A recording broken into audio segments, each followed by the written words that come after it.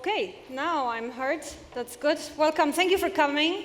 I think between yesterday's lecture, this morning's framing, and the session we just had in the plenary about sustainability of SMEs, there's a red thread emerging, at least for me, around, so how do we do it in practice? Not why, but how are we going to get more sustainable and competitive? I call it competitive sustainability. We'll talk about it a little bit more. I have an amazing panel here, so I will try to shut up as much as possible because they really complement each other in a sense of how do we do it in practice. My name is Katarzyna Balucka-Debska. Some of you may remember me. I used to be in the SME unit. I've been in the Commission for 18 years. I have now stepped out on sabbatical leave to see how in practice are we going to implement sustainability and digital transitions, because they are really intertwined. Why I'm here also, I'm really grateful to my former colleagues that they have hired me now as a micro enterprise. I work for EIT Climate-KIC, and I have also co-authored a guide for SMEs on implementing ESG principle, environmental social governance. It's a methodology, it's a buzzword. There has recently been an article in Financial Times, ESG is dead, long live ESG. The gist was, it's no longer about being nice. This is how we can actually be resilient, secure, and competitive. I think, I don't know if I do the next slide on this. Okay, and I will then introduce the panel. This is just to remind us that what IPCC was saying for a long time, there's COP going on now, these are the risks. These are not just extreme weather events and catastrophes happening. These are the risks to the business. Europe is fastest warming. There's going to be a session after that about extreme weather and what it means in practice for the SMEs and for the businesses and for the citizens. There's water scarcity. It means that the crops are endangered, there's floods, there's heat waves. This is a business risk as well. Health and well-being, heat waves. I don't remember how many days now, but there were articles about construction sector not being able to work because it's too hot. Cities, infrastructure, value chains. SMEs are in the value chains. The happy thing about that I found out when writing this guide for SMEs is that actually large companies, at least when I discussed it with them for the guide, claim that those SMEs that are in their value chains, it's not likely that they will get, kicked out right away, that the big companies will actually help, especially the most valuable parts of their value chains, to transform. Because everybody has to do it, and if they can help, if the big ones can help, we can then accelerate. Of course, there is a clear role for the public, administrations, and that's why we're here today. And then ecosystem changes, but they really depend on the sector you're in. And then this is on the kind of micro level, because we're also linking to what Luczka Bogataj said in Portorož.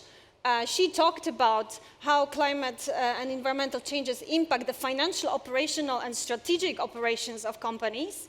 We have heard in the previous session that it's really complicated because, you know, it's complex, and it's really like maybe you're fixing as a company one thing, but you're missing two other ones. Maybe you're indeed most concerned by your carbon footprint, but often your carbon footprint would actually get better if you looked at your circularity elements that you could introduce in your company. And the point is here, and we'll hear from Viktoria about it, if you actually analyze your company according to ESG methodologies, including the ESRSs, the European standards, you're actually doing a normal business analysis. Again, it's not about being nice, it's about being smart. Is it hard? Yes, it's hard. I, as a policymaker, when I was writing this guide, I was thinking, this is hard.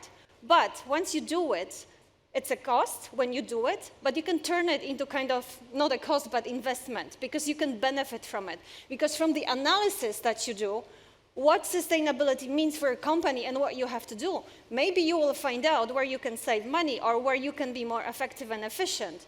I have heard stories from the value chains of the larger companies where, you know, they have optimized their trajectories of their trucks moving things around. You know, there's real money that we can prove this is bringing. And then I'm just showing it. This is not the ESRSs.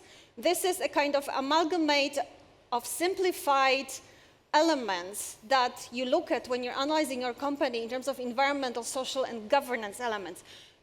Why it's so important? You know, we have these Rubik cubes everywhere. In the Rubik cubes, maybe you will get your blue color right, but then you mess up the yellow and the red. It's exactly the same with the ESG and with operating a company. I mean, this statement is not rocket science. But how you do it, if you manage to think in systems about your company, what you can do, then competitiveness is not an afterthought and maybe I will be competitive if I do it. And more importantly, the social dimension, the employability, is not an afterthought. Because if a company is operating according to not just financial gains, but also having in mind, am I destroying something around me? And if public policy has these principles in mind, we can all be better off.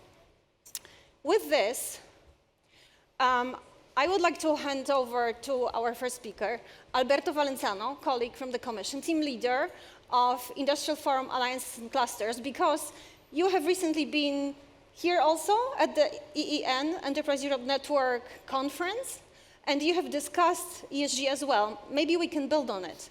Yeah, indeed. We were just here a couple of weeks ago, on the other side of the river though, and we indeed had a discussion about it during our conference, and I thought that maybe reporting here the feedback that we received and the discussion points that we went through 2 weeks ago might trigger also some discussion here today, and maybe we could go a bit deeper, also with a different audience.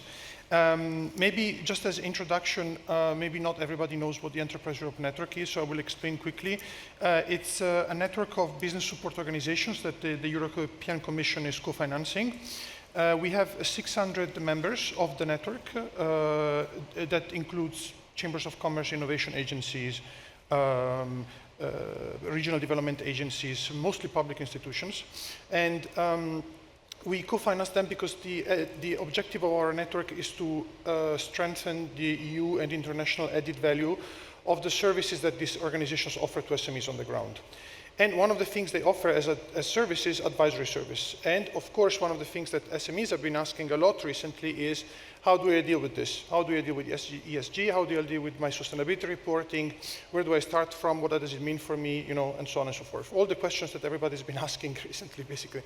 And so, together with the members of the network and us as Commission, you know, steering their work, basically, we have tried to understand how to deal with it through our EN advisors.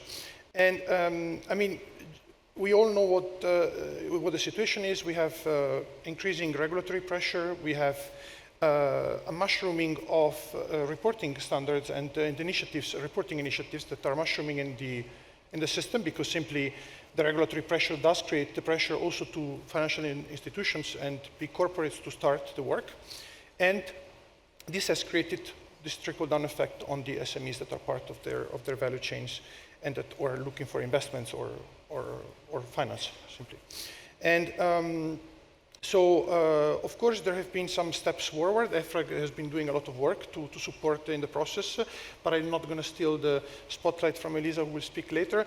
But I just wanted to say, what came out of the session last week, 2 weeks ago, sorry, is that there is really a need for SMEs to have additional guidance and really practical support. And for this reason, with the EN, we always try to be practical. So how did we translate this need for practical support and need for guidance? So I will try to explain today what the things that we have discussed 2 weeks ago. So first of all, the main issue is that SMEs, they need to have a clear, well-structured assessment tool that can help them understand where to start from. And this is actually the main need, because the EN has run a survey across the advisors that are part of the network to understand, you know, what are the main questions that they receive from SMEs. And this is the main question, like, where do I start from? What is the assessment tool that would help me understand in my business activities, what do I need to take care of, what I have to take into account? when I want to start my sustainability reporting process. And and for this reason, some EN members have put their efforts together to try to develop an assessment tool, and I think Viktoria will talk more about it later. And so this was the first reaction of the EN and the first thing we developed together. The second thing is that we said they need guidance. So the EN is trying to draft, we can call it vademecum almost. So a kind of document that would give the first steps to a company, you know, like almost like an introduction to ESG and reporting, and to tell them, okay, you have to take this and this into account, and where do I start from? It's not supposed to replace the work that EFRAG is going to do. It's supposed to be more complementary, so to be like a first step that SMEs can read about the MECUM, they can have a basic understanding, and then based on their basic understanding, they can work further with advisors based on more standardized standards and reporting standards. And then the third thing that the EN is working on is also training and peer-to-peer activities. So very often, you know, for an SME, it's not always like I go and I talk to an advisor or to a consultant and I understand everything that I have to do, but very often it also helps them understand what to do from another company who has been through the same steps. And so some EN advisors are starting to put in contact SMEs who have already started the process with those who have to start and try to have this peer-to-peer review or peer-to-peer training almost program. This can be done with other SMEs, but it can also be done with large corporates as well. So there was an example 2 weeks ago in the session. There was a representative from Fincantieri, which is this big Italian company who has a lot of SMEs in their supply chain, and they have been doing this with their SMEs. So the Fincantieri has developed some kind of guidance for them to start understanding like what the SMEs have to report on to support also the reporting of Fincantieri as well. Final thing that I want to mention is that also the main issue remains though, and to this we don't have a solution yet, but the main issue remains that many SMEs do not have the resources or the staff to actually then do the data collection and data analysis, because that's also the main part of reporting afterwards. So you have to report, but what do you report on? And what are the benchmarks that you can use to facilitate your reporting? And this is still a big issue. And maybe this is something that we can discuss also today and see maybe if there could be solutions to it. Okay, this is brilliant. This is super useful because actually it reconfirms that our panel is absolutely amazing. We have Alexander on data. He's going to make it all easy for everyone. I think what's really important, if I took like one thing from what you just said, on the one hand, it's tempting to totally outsource your analysis around what do I need to do in sustainability to consultants, but then you always rely on consultants, and maybe then you do reporting, but you don't turn this reporting tool into a business tool. And I think maybe Viktoria can also mention it a bit.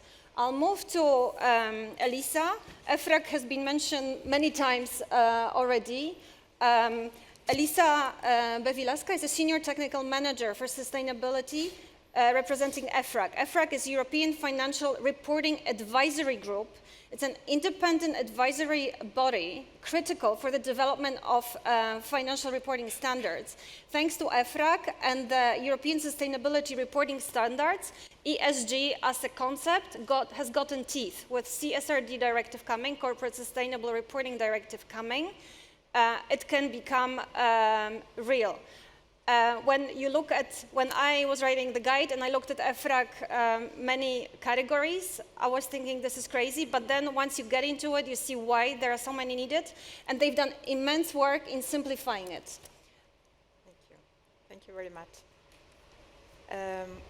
So let me tell you I'll try to be short. It's a lot of work behind what I'm telling you, but first of all, for the ones who are wondering why there are 2 SME standards EFRAG is working on.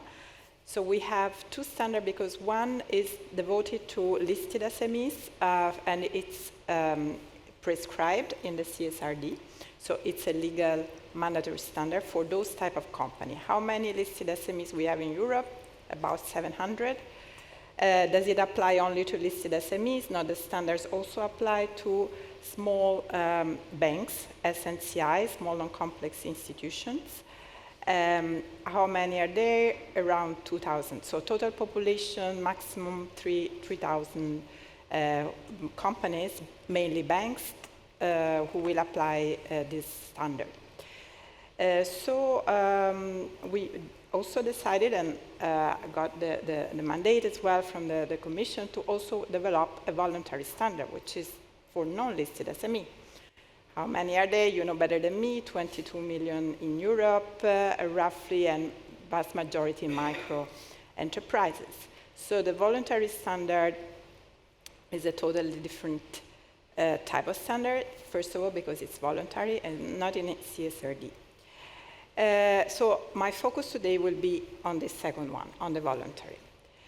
And let me start by saying I have a good news, because last week we have approved the standard on the 13th of November at the board level of EFRAG. So this will now be transmitted in a couple of weeks to the, well, before Christmas, let me put it like that, as Christmas present to the European Commission, who will take it over and adopt it with its own process, so at the beginning of next year.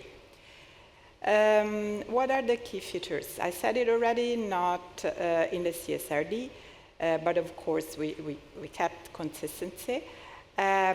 Mandate stems from mainly two sources: the Q&A that accompanied the ESRS, where it is recognized the need for a more proportionate and simplified standard to help SMEs to respond in an efficient manner to the request from their business partner on ESG data, and also from the SME relief package of September 2023, where the VSME is highlighted as a tool to also support accessing a sustainable finance. You mentioned some of the benefit, let's say, of ESG reporting. Certainly, this is one. What is it then?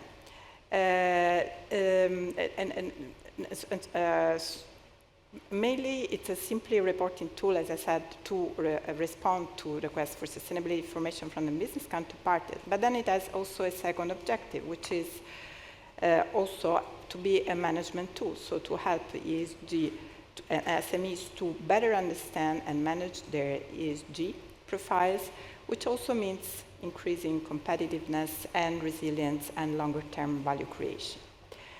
Main objective, once again, is, however, to standardize the current and multiple ESG data requests. This is why it's also part of the relief package, because we have recognized, and many of you and SMEs representatives for sure know that SMEs are confronted with this multiple uncoordinated requests, so the VSME is really there to replace those requests. So it's built also on market acceptance.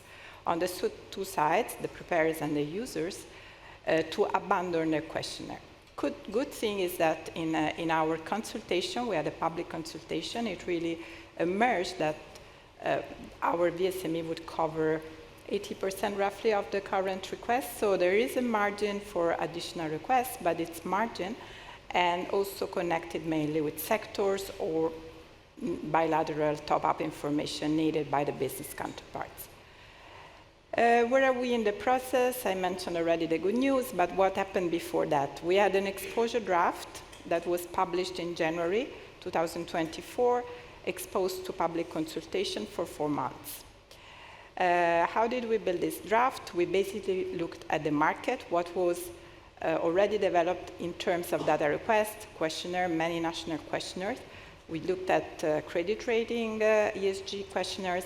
So we have really done an intense research and also built on outreaches. We had extensive talks with many representatives on the business partner side, the large companies, the users of those data information, ESG profiles, and the banks. And then, also, of course, with SME representatives. This all led to launch this public consultation. I mentioned 4 months. We had more than 300 respondents to the public consultation. of preparers, users, and also others, of course, but all categories included. And then we run, in parallel to this, field test with 160 risk participants, many even micro-enterprises, small, medium. Also on the user side, banks and large companies were involved. We also received some comment letters outside the online. So these all came as strong messages that we received and proposals for some changes that I will explain later to this exposure draft. So those changes were discussed between July and October and led finally to the approval of the SME final version of our tag on the technical expert committee on the 22nd of October, and then of our board last week. In a nutshell, what are the main changes? So if you see the exposure draft based on 3 modules, after the public consultation, we have reduced to 2 modules. Why? We had got a very strong message, and those are summarized also on the right of the slide. What are the overarching messages from the public consultation? So the first one is that the PAT, the narrative module, and second, with it, the materiality principle, because the two were connected in a way, were too difficult, too complex for SMEs, but also not reliable for the users. So on the side of the banks, but also on the larger companies for who have SMEs in their supply chain, they consider that the results of the materiality assessment performed by SMEs, because too complex for them, would not be reliable and solid. So they would have to run their own additional checks and let's say materiality assessment would not be effective and not really useful. So why to impose a burden on SMEs on an additional cost when that was not even perceived as useful by users? So we deleted materiality, we deleted also the narrative, same reason, complex for preparers, too difficult for the users to compare, to consolidate, to really make it effective on their side. So we have modified it. So when I say deleted, the module is deleted, but some of the disclosure is still there because it's obviously important. The policies, the initiatives, the targets remain an important element for the ESG type of data needed by the business partners. So we kept it, but in a very simplified format. So 2 modules, an entry level for the non-listed SMEs, target for the micro, very simplified language, 11 disclosures, which are encompassing the 3 pillars, environmental, social, and governance. Another modularity element apart from the 2 modules is also the applicability concept. So many of the disclosures in this module, but also in the comprehensive, are under the applicability principle. So they do not, if it is not applicable to you, if I am a small undertaking like the majority of the micro companies not operating near a biodiversity sensitive site, I don't even need to report, it's a 0.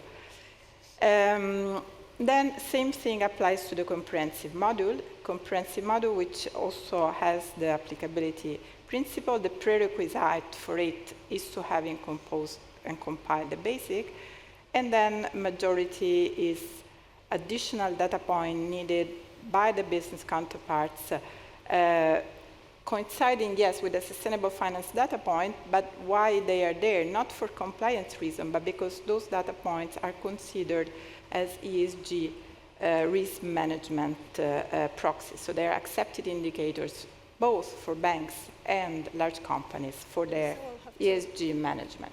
We will have to get to in this round now. Yeah. So it's simplified. Simplified, no materiality anymore.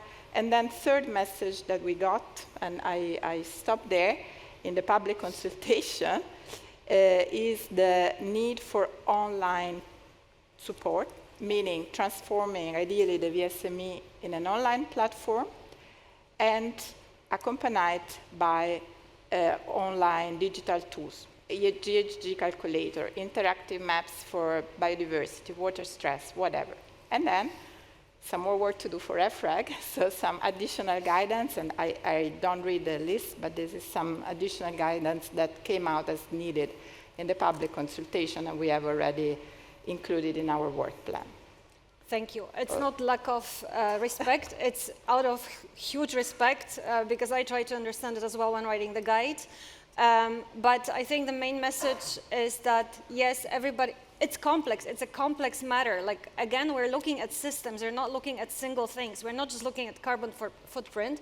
So because it's complex, you know, why populists are winning? Because we want black or white, but it's just not going to be black or white, and that's why it takes a long time to explain this. But once you're in it, I mean, even I got passionate about it, and I'm not super analytical.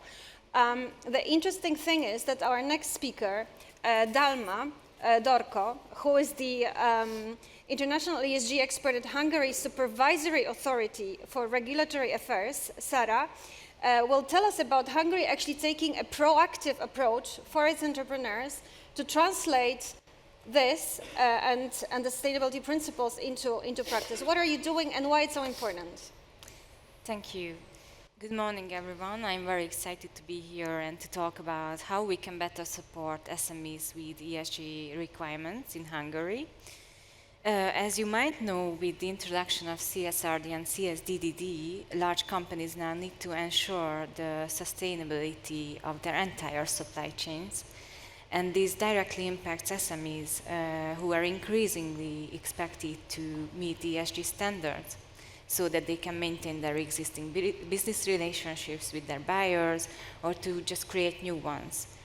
However, they face significant challenges in this area. For example, according to a 2024 survey conducted in Hungary, nearly 94% of respondents indicated that they need sufficient support and time to adapt to the new EU ESG regulations. Moreover, companies report that the availability and the quality of data are the main barriers to implementation. So today I'll be sharing how the Hungarian ESG Act and our own ESG Directorate are stepping in to provide the necessary tools, guidance and resources to help companies, especially SMEs, overcome these barriers to build a sustainable future. So let's begin. While some member states are just beginning to transpose the CSRD, we took the initiative last year actually to establish the Hungarian ESG framework law. Our goal with this law was twofold. First, we wanted to address the significant spillover effects of the German supply chain law, LKSG. And second, we wanted to make sure that Hungarian businesses are actually well prepared for the EU's upcoming CSDDD regulations.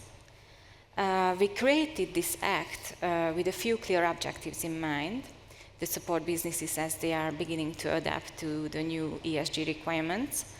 One of the key goals is to give companies a much needed preparation period, helping them gradually align with the new obligations. This will hopefully bolster our domestic economy and give Hungarian businesses a solid foundation for compliance before CSDDD even enters the arena. For SMEs, we wanted to keep things manageable by streamlining the information they are asked to provide to their external stakeholders so they can focus on their core operations without being overwhelmed by various reporting demands that they are getting already. For this, we've developed standardized questionnaires at the ESG Directorate tailored to different company sizes and geographic location, and they are available on our website. And I think the next 2 years will be crucial for preparing the Hungarian economy, especially for our businesses already involved in supply chains, and for building a supportive network of ESG experts here in Hungary, consultants, institutions. In the end, our goal with this act is to create a balanced, more rational model maybe for community legislation or other member states even, that is both easy to implement and meets compliance needs. And finally, about our ESG Directorate, our mission is to empower Hungarian companies to embrace ESG principles and to prepare them to comply with the upcoming EU regulations. We provide a range of resources designed to simplify this journey for them. Our website, for example, offers regularly updated materials, our questionnaires that SMEs can use to meet ESG requirements. Also, we have an ESG calculator. You can scan it via this QR code. This is to help businesses complete these questionnaires accurately and more efficiently. In the near future, we are introducing an ESG management platform to further support companies in automating their ESG reportings. And this platform will also offer online materials, educational materials and tools, making ESG compliance more achievable, accessible for SMEs, which is our goal here today. Additionally, for any specific questions, companies can reach out to our team directly via dedicated email, ensuring they have constant direct access to guidance when needed. So overall, our goal at the Directorate and in Hungary with this ESG regulation is to make ESG integration straightforward and approachable, providing the necessary support that Hungarian businesses and especially SMEs need to succeed in this ever-evolving landscape. Thank you. Thank you. That was excellent. Yes, let's wake up. You were nodding because when we were preparing this panel, you also mentioned that,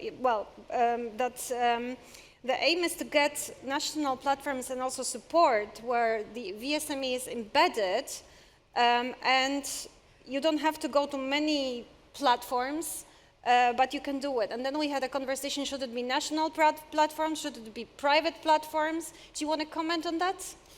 No, I think this is really great. That's why I was nodding, because our next phase in next year will really be to try and enhance this platform. We know that there is a lot of action in several member states, and so we will try to coordinate those different national initiatives. Hopefully there will be national initiatives, because of course the fragmentation will not help. So we're really pushing for that as well. So we will monitor, map, and make sure that there is also this, let's say, consistency with our VSME. So yeah, absolutely, that's a good example. Okay, brilliant. We will now move to Viktoria Fink, who is an experienced sustainability advisor in one of the EN points in Tirol, Standortagentur Tirol. Which is the Regional Innovation Agency. I think it's important that it's an innovation agency. I always say regulation can trigger change, but in order to actually implement it, you need innovation in all forms and shapes.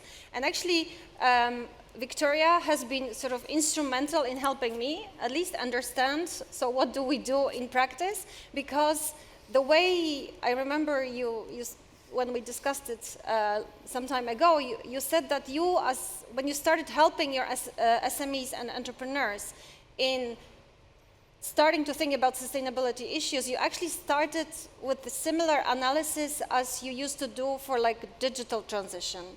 And this is when I got this idea that actually it's a business tool in a way. But I'll let you explain how in practice, the guidance by ENs and other experts can look like in practice. Viktoria. Yes, thank you. So I'm part of the Enterprise Group Network, which we heard about before already, and I will show you or explain you very briefly how we support and guide companies in this sustainable transition. So what sustainability looks like for companies right now is something like this, like a huge jungle.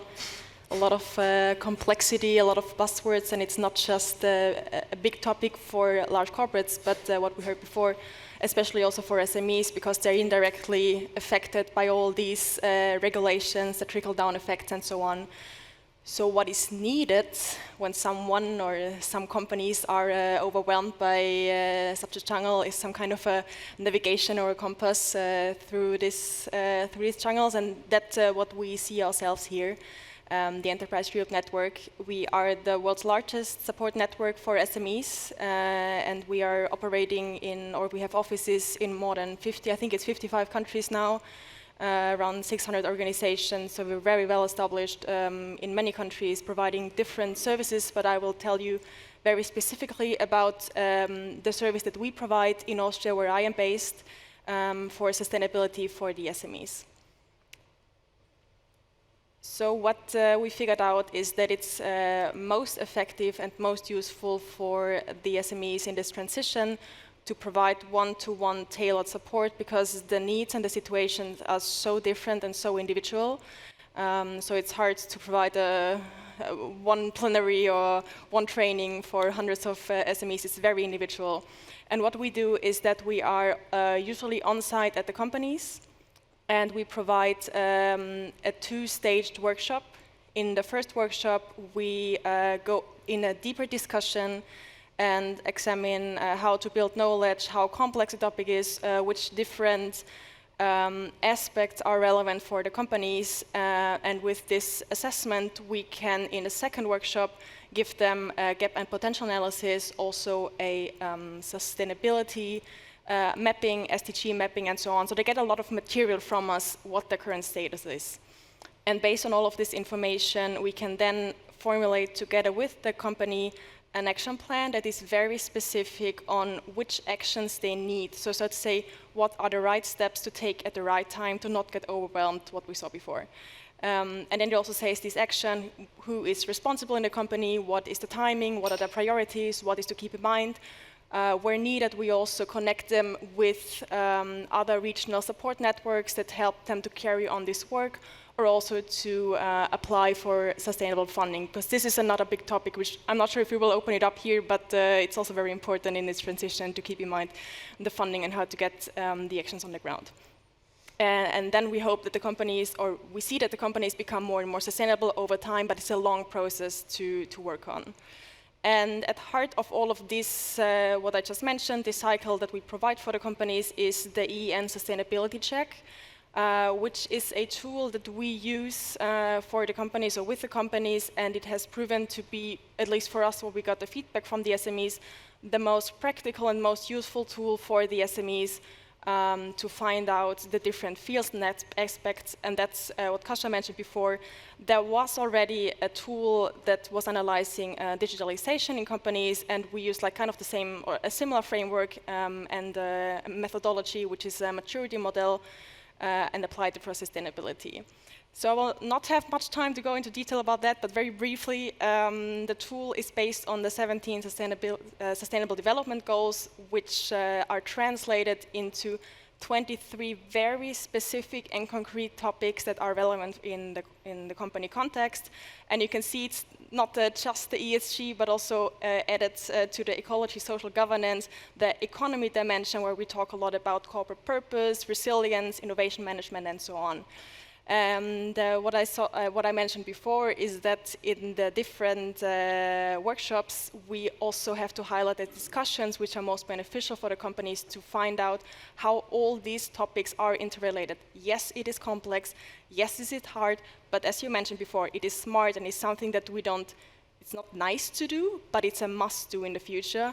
And we can pinpoint the companies on where they can use, for example, digitalization for the collection of data, how they can leverage on AI tools, on on automation, on how they can use it for the reporting, for the greenhouse gas emission data collection, and so on.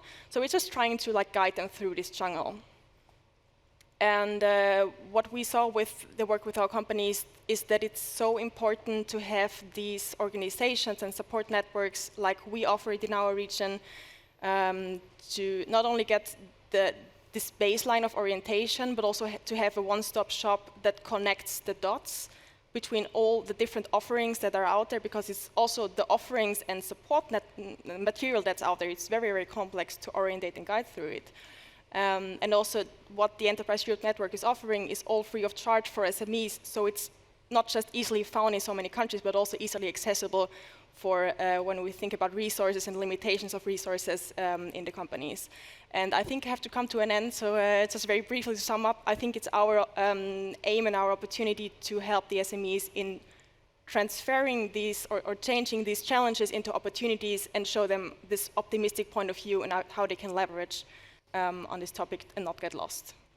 So yeah, very briefly, thank you very much. Amazing, thank you. And this gets us to data. So, you know, at the policy level, we have this wonderful buzzword, dual transition. In this particular microeconomic case, it means that sustainability analysis means you will get a lot of data. You have to find a lot of data, and you have to analyze a lot of data. So here, the kind of dual transition can be, well, actually, I need digital tools to analyze. And then also from the analysis, you might find out, well, I'm going to need some digital tools to be more efficient in whatever. But Alexander Stevens, he's the CEO of Greenomy. It's a RegTech. RegTech, I didn't know RegTech. I knew clean-tech, I knew all the other techs. But RegTech is something that helps regulation to be better, hopefully. So maybe that's our answer to simplifying regulation. And they're providing sustainability reporting software, which focuses on CSRD, and EU taxonomy. How do you help and why it's so important? Thank you. So RegTech, regulatory technology, it's all about helping the compliance do the sustainability reporting. So historically, we were first EU taxonomy solution. So we help companies measure their turnover, CapEx, OpEx alignment. Then we launched a CSRD solution, and hundreds of large corporates around Europe do their CSRD report. And now, congratulations to the EFRAG finalizing the VSME. We've built a VSME solution. We actually already started building it on the draft and testing it. Now, here's the challenge of the industry for SMEs. Let's start with the larger players. So banks have to calculate the green asset ratio of their loan books, or what's called also the BTAR. They're going to go to all the SMEs in their loan book, ask for ESG data, and figure out how much of my loan book is green. You have investment funds, SFDR. You're going to have to go through all the investees in your portfolio, ask them for ESG data. And then you have corporates under CSRD, and for the very large corporates under CSDDD that are going to get into the supply chain more ESG data. Now, these players already had to do this for the past 2-3 years, and now finally you have VSME on the SME side that standardizes the way the data is fetched. And that's a big major step, because now it's one way how you collect data, specific data points, and you can then share them to your stakeholders. The challenge for SMEs is that, before you had multiple different frameworks, each bank would have a different framework. Now there's one, the VSME framework, and we've spoken to many banks in Europe that had their own initiatives. We're also working with the European Banking Federation to see how could we have one framework across all the European banks. SMEs got 5-10 different requests on different Excel spreadsheets. It's very complicated and has a cost. For CSRD, the cost and benefit analysis of the Commission was between 200 to €500,000 a year to do your CSRD report. On the SME side, we're speaking of 30 to 70,000 euros. Again, we're speaking of the competitiveness of the European economy and corporates. It has a cost, so how can we help reduce this cost? Well, digitalization and data sharing are key aspects now that we also have the standardization. What we've developed is a VSME module based on the draft. Now we're going to update it with the final version and see, what are the adjustments the Commission will come up with. But we've been testing this with specific stakeholders in Belgium in a small market, with the ambition of expanding that to other jurisdictions in the European Union. And so basically, how it works is that we have banks, funds. They have a dashboard. They upload their whole entire list of SMEs, simply the emails of your counterpart. The counterpart is then invited on a digital questionnaire, fills in their basic information, and they're going to go step by step through the different VSME KPIs. And at the end, you have a final result. You even configure that ESG score of how, a sort of red light. And then basic Excel report that can then be exported and shared with any stakeholders. So it's not just about the bank or fund that invited you to do the report, you can share this with anyone. And this is crucial.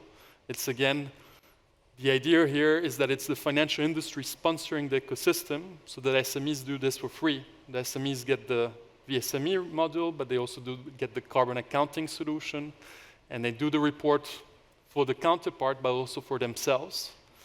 And they can then leverage this. So this is the example in Belgium. We worked with all the Belgium sovereign funds, the public funds. They invited about 500 SMEs over the course of the last 12 months. And these, it took them between 30 minutes to 2 hours to perform this report. Now, where does technology come in? Generative AI is a big game changer. You can upload all your documents, and the system will go find data embeddings that match the KPIs of the VSME, and then can generate the report more automatically faster. And this is crucial. Why spend all our brains on reporting when we can also automate this and spend time actually on putting in place those actions to improve the sustainability of businesses? We also launched a Greenomy Academy. Over the course of the last 12 months, we trained 10,000 people on the VSME, on the CSRD, on the taxonomy. It's a free course available to anyone, and this is also part of the exercise of democratizing sustainability reporting. It's not so complex. You can do it. There's digital tools that can facilitate it. Now, this morning, I read in the Belgian press that out of our 40,000 large firms and large SMEs, 19% will struggle financing their ESG transition. And so this is where, once you have the data, you can facilitate the interaction with your banks and your investors to list, okay, these are the actions we're going to put in place, this is the financing we need. And where we're also using Gen AI is that now with those 500 SMEs that reported, we've put all the reports into one database, and you can query, what do my peers do in terms of waste management in this specific sector? So the technology there is there to speed up the process and hopefully speed up the transition. Thank you. Brilliant, many thanks. Round of applause. When I was preparing for this, I was wondering, okay, so what's the business model for RegTech on CSRD? Because on the one hand, we could have national platforms and everybody goes to national platforms, but being an old bureaucrat, it takes a bit of time for national administrations to come up with platforms and one-stop shops. So then, you know, why not grow unicorns on RegTech? But then, like, you know, we're actually talking about a voluntary thing. Yeah, because as you said, the SMEs that are required to report, there are very few for now. And we're mostly talking about SMEs that are in the value chains, and they have to do it because then the big companies, but maybe then the big companies are using different tools, and then the SMEs go crazy because they have to go to 3 different, you know, platforms. So what is the business model? So now is your moment to discuss it a little bit before you start thinking about what you will discuss with your neighbor and then ask back. Before we do that, we have our wonderful Sabine Söder here, graphic recorder. She is using her brain power and digital tools to capture what we've discussed. Can we see it now? And voila, so this is the, what has been said so far. Let's keep it for a moment, and then we will have a question that it would be great for you to reflect on. Since it's not a really participatory room, the aim now is that you turn to your neighbor, you say hello to each other, so it's a networking function. Discuss a little bit what like really touched you and what you want to respond. And if you know of any tools that could be useful and you want to feed them back, I'll give you a couple of minutes to do that. We will hear from you. If we don't manage to hear from everybody, this is really meant to like send you off thinking about this, sorry. Great. I think we have a like specific question to pose to our audience that we want to see. But in essence, you can already turn to your neighbor and see, what did you hear that you want to react to? Do you know of something you want to put back to the panel and to the Commission? Okay. We will be Thank finishing your discussion Hello? for a moment. Yes. Thank you very much for coming to an end in your smaller groups now, because we're always obviously quite interested in getting to know what you've discussed in the smaller groups, and this is only the beginning essentially. So please remember that the ideas launch is outside, and because of a shortage of time, we're not able to take everyone, but obviously we would like to hear what some of you have discussed now. So do we have some volunteers to share what you have discussed in those smaller groups? I see a lady here in the front row. Yes, Bucsak in our European Banking Federation. Thanks for the panel and also the work of Greenomy, with which we have a knowledge partnership. My question is about what we know regarding the time that SMEs, unlisted SMEs, will spend on the information that they will have to provide when filling out the VSME. Based on the final version, I know, Alex, you mentioned 30 minutes to input the data. That's one commercial solution that's, I think, very good. If it really comes down to 30 minutes, that's great. I just wanted to share as part of my question one input that I received from a CEO of an SME in Belgium that, who had been asked to fill out the original version of the VSME. And this person had told me that even though they had actually hired information, and we discussed this in our group, they actually had advisory help. Still, it took them 2 weeks to fill out the form.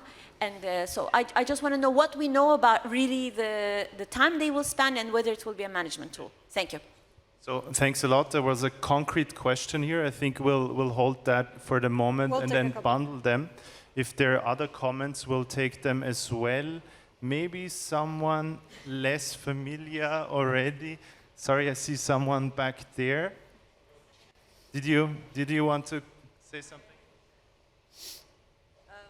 Hi everyone, thank you for a great panel discussion. So I actually had a very interesting conversation with my neighbor. I happen to be the director of a global initiative called the SME Climate Hub, which is a one-stop shop for SME climate action. And we work with the United Nations. I'll definitely come and say hi to the panelists. And then my neighbor is actually an SME. So definitely a very thought-provoking discussion.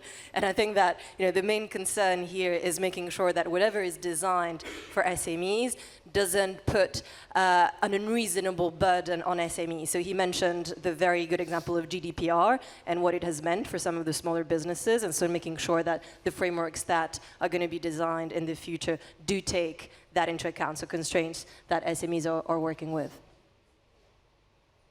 Thank you very much. I think the time allows for 2 very quick comments. I'll hand over to here. Hello, I come from a candidate country, from Serbia, where ESG standards are not implemented in full for sure, but still it is very challenging for our SMEs, although at this very moment we have a series of workshops promoting ESG across Serbia, but still what is necessary to boost is, from my perspective, dealing with SMEs, subsidies for introducing ESGs, because SMEs usually perceive these ESG standards as additional burden in a sense of financial resources. So without this kind of support, I don't see how it will proceed. Thank you very much. And then One more. We'll take one more. I see a hand up here. Okay. Hello, everyone. David Caro, European Small Business Alliance. But I also have my own small business in the UK. We look at this from a small business point of view. If you look at it, it's grey, it's boring, it's an imposition, but it's necessary. How can we galvanize small businesses to really take part? My thinking was, if we have some form of a traffic light system, red, you haven't started or you're only just starting on the route, amber, maybe split into 2, amber level 2 and level 1, and green level 2, level 1, as you progress up and your ability to do that. So you you instate an element of competition, an element of striving to reach the next level. Maybe have that with a certification so that that can be put on your website, on your wall, to show that you've reached that level and the date and the month when you reach that level and that you're progressing forward. That's a very simple way of demonstrating that you're in the process, you're moving forward with the process, and you can see what you've achieved and where you're going. And as I say, this galvanizes small businesses to keep moving up a level. And I think you need to have something visual like that to push the process forward. Thank you very much. I think that shows very well the richness and the quality of the discussion here.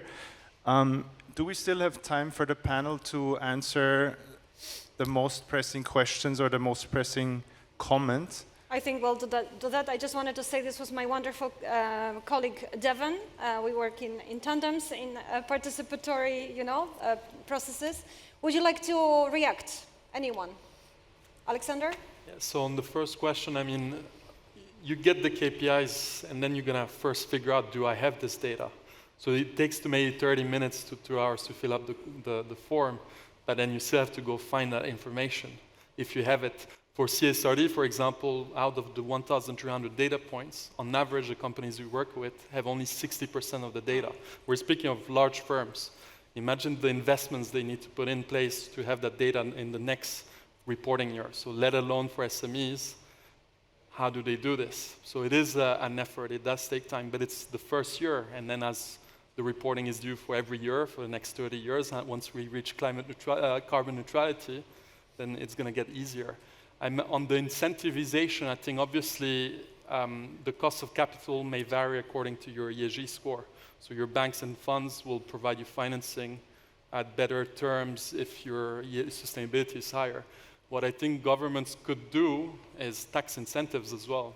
The more you're focused on sustainable projects, the less the taxes you may have to pay. And this has been considered, for example, this morning in Belgium, where according for SMEs, those 19% SMEs that are struggling with financing for the transition, there could be a tax incentive to go in that direction.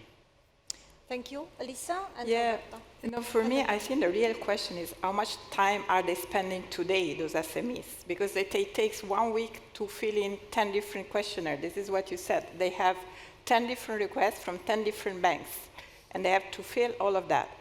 With the VSME, they will have to fill it once, and we have tested in the field test, so we had several even micro companies, and they managed relatively easily. We took away the part of materiality, which was really the one that probably would take more time. So really, if I look at it, and also we have a cost-benefit analysis which is run at the same time, we are achieving benefits because we are replacing several different requests and gaining efficiency.